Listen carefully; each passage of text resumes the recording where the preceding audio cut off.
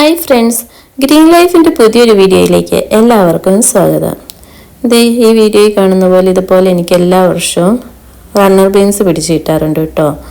എനിക്ക് വീട്ടിലെ ആവശ്യത്തിന് വേണ്ടിയിട്ടുള്ള റണ്ണർ ബീൻസ് കിട്ടാറുണ്ട് എല്ലാ വർഷവും തന്നെ. അപ്പോൾ ഇതുപോലെ റണ്ണർ ബീൻസ് ഉണ്ടാണെങ്കിൽ നമ്മൾ വിത്ത് മുളപ്പിക്കുമ്പോൾ തൊട്ടേ ശ്രദ്ധിക്കണം. അപ്പോൾ ഇന്ന് റണ്ണർ ബീൻസ് എങ്ങനെയാണ് ഞാൻ നട്ടു കൊടുക്കാറെന്ന് കാണിച്ചു തരാം കേട്ടോ. നമ്മൾ ഇളക്കി മറിച്ച് കമ്പോസ്റ്റ് എടുത്തിട്ട് ഇളക്കി ഇട്ടേക്കുന്ന മണ്ണാണ്. അപ്പോൾ ഞാനിവിടെ 2 ബീൻസ് ഇതിലേക്കാണ് കയറ്റി വിടാൻ ഉദ്ദേശിക്കുന്നത്. ബീൻസ് നമ്മൾ നടാൻ പോവാണ്. 2 ബീൻസ് ഉണ്ട്, നമുക്ക് 2 ബീൻസ് നടണം. ഇവിടെ ഒരു കല്ല് ഫീൽ ചെയ്യുന്നില്ല.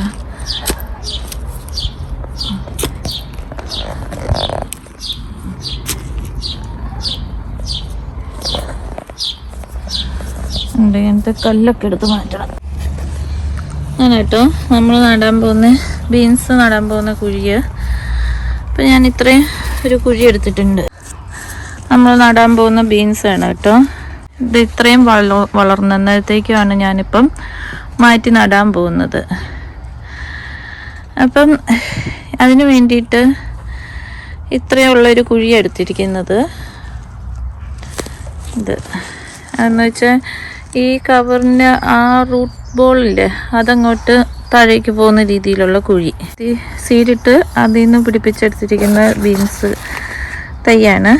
അപ്പോൾ അതിലേക്ക് ഞാൻ കുറച്ച് എല്ലുപൊടി ഇട്ട് കൊടുക്കുന്നുണ്ട്. എല്ലുപൊടി ഇട്ട് കൊടുത്തു. ഇനി അത് നമ്മൾ ഒന്ന് ഇളക്കി കൊടുക്കാം. എല്ലുപൊടി നേരെ റൂട്ടിലേക്ക് പിടിക്കാതെ ഇച്ചിരി മണ്ണൊക്കെ ആയിട്ടൊന്ന് ഇളക്കി കൊടുക്കണം. ഇതുപോലെ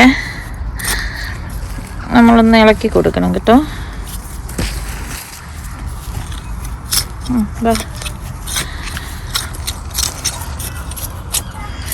ഉണ്ടോ, ഇതുപോലെ ഇളക്കി കൊടുക്കും. അത് കഴിഞ്ഞിട്ട് നമ്മൾ നടാൻ വെച്ചിരിക്കുന്ന ബീൻസ് ഇതാണ്.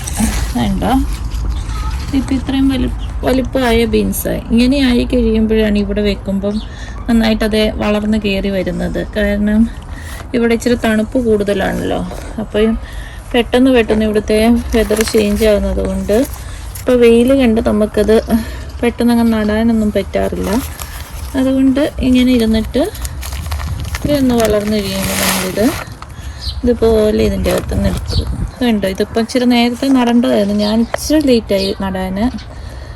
എന്നിട്ട് അതിൻ്റെ റൂട്ടിൽ നിന്ന് അടിയിൽ നിന്ന് ചെറുതായിട്ട് ഇതുപോലെ വേരൊന്ന് വിടർത്തി കൊടുക്കുക. അത് കഴിഞ്ഞിട്ട് നമ്മളിത് സൂക്ഷിച്ച് വേണം കൈകാര്യം ചെയ്യാൻ, അല്ലെങ്കിൽ അത് ഒടിയും. ഇതുപോലെ ഇച്ചിരി ഒന്ന് ചെരിച്ചിട്ട് ഞാനങ്ങ് വെച്ച് കൊടുക്കുന്നത്. എന്നിട്ട് മണ്ണിട്ട് മൂടണം. അതുപോലെ നമുക്കിതും വെക്കാം. ഞാനിപ്പോൾ എല്ലുപൊടി ഇട്ട് ഇളക്കി ഇട്ടേക്കുന്ന മണ്ണാണ് ഇത്. അടുത്തത് നമ്മളിതാണ് വെക്കാൻ പോകുന്നത്. ഇത്രയും വളർന്നിട്ടുണ്ട് ഇത്. ഉണ്ടോ, നമ്മളൊരു സപ്പോർട്ടൊക്കെ കൊടുത്ത് വേണം ഇങ്ങനെയൊന്നും എടുക്കാനായിട്ട്.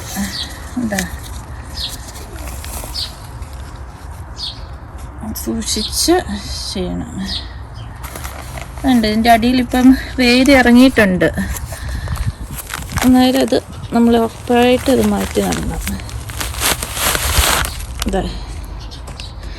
ഉണ്ടോ, ഇപ്പം നമ്മളിങ്ങനെ ഒന്ന് പതുക്കെ വേരൊന്ന് വിടർത്തി കൊടുത്തു.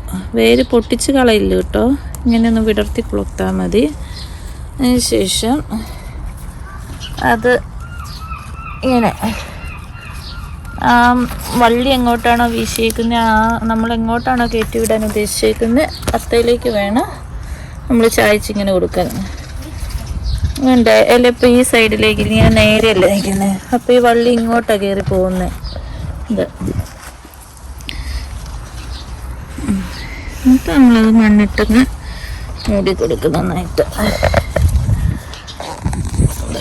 ഇത്രയേ ഉള്ളൂ പരിപാടി. അത് കഴിഞ്ഞിട്ട് നമ്മൾ